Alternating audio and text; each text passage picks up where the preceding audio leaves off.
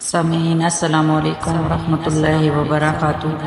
آج میں آپ لوگوں کو ایک ایسا وظیفہ بتانے جا رہی ہوں جس کا بہت زیادہ فائدہ ہے، اس کی بہت زیادہ برکات ہیں اور فضیلت ہے، کیونکہ یہ وظیفہ جب آپ کریں گے تو آپ کے گھر میں رزق کی تنگی جو ہے وہ دور ہو جائے گی اور آپ کے گھر میں رزق کی ریل پھیل ہو جائے گی، کیونکہ یہ وظیفہ اتنا پاورفل اور لاجواب ہے کہ ہر کوئی جس کو بھی یہ وظیفہ بتایا گیا اس نے ایسے ہی کیا تو اس کے گھر میں فکر و فاقہ کی جو پریشانی تھی وہ ختم ہو گئی ہے۔ آپ نے سب سے پہلے مٹی کا ایک کوڑا مٹکا لے لینا ہے، جس کے اندر آپ نے چینی بھر دینی ہے یا آٹا بھر دینا ہے یا گندم بھر دینی ہے یا چاول بھر دینا ہے۔ یہ بننے کے بعد آپ نے اس مٹکے کا منہ اوپر سے بند کر دینا ہے۔ اس کے بعد آپ نے 41 دفعہ سورہ اخلاص پڑھنی ہے، اول آخر 3 بار درود ابراہیمی پڑھنے کے بعد آپ نے 41 دفعہ سورہ اخلاص پڑھ کے آپ اس مٹکے پر دم کر دیں گے۔ آپ نے اسی طرح ہی اس مٹکے کو دم کر کے کسی محفوظ جگہ پہ گھر کے کسی کونے میں رکھ دینا ہے اور 7 دن ایسے ہی کرنا ہے، اول آخر 3 بار درود ابراہیمی اور اس کے بعد 41 دفعہ سورہ اخلاص پڑھ کے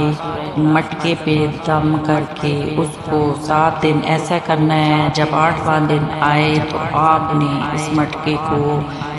اپنے سر سے 3 دفعہ پھیر کے یا گھما کے اس مٹکے کو باہر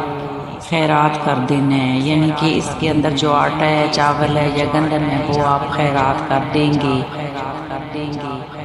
اگر خیرات لینا والا کوئی نہیں ہے تو یہی چیزیں جو مٹکے کے اندر ہیں آپ نے باہر چڑیوں کو ڈال دینی ہے یا کسی ایسی جگہ پہ جہاں کے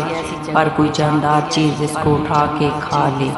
تو انشاءاللہ العزیز آپ کے گھر میں کبھی بھی رزق کی تنگی نہیں ہوگی، کوئی رزق کے معاملے میں پریشانی نہیں ہوگی، بلکہ آپ بہت زیادہ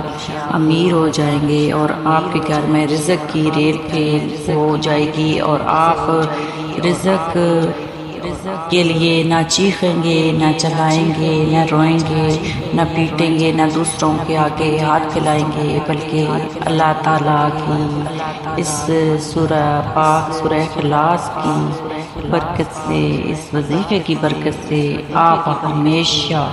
آپ کی ہونے والی 7 نسلیں یہ رزق کھائیں گی تو بھی یہ رزق ختم نہیں ہوگا، بلکہ اس میں برکت ہی برکت ہوتی جائے گی۔ اور آپ نے خلوص نیت سے یہ وظیفہ کرنا ہے اور آگے دوسرے لوگوں تک بھی یہ شیئر کرنا ہے تاکہ لوگ زیادہ سے زیادہ اس وظیفے سے فائدہ اٹھائیں اور برکات سے بھرپور مستفید ہو جائیں۔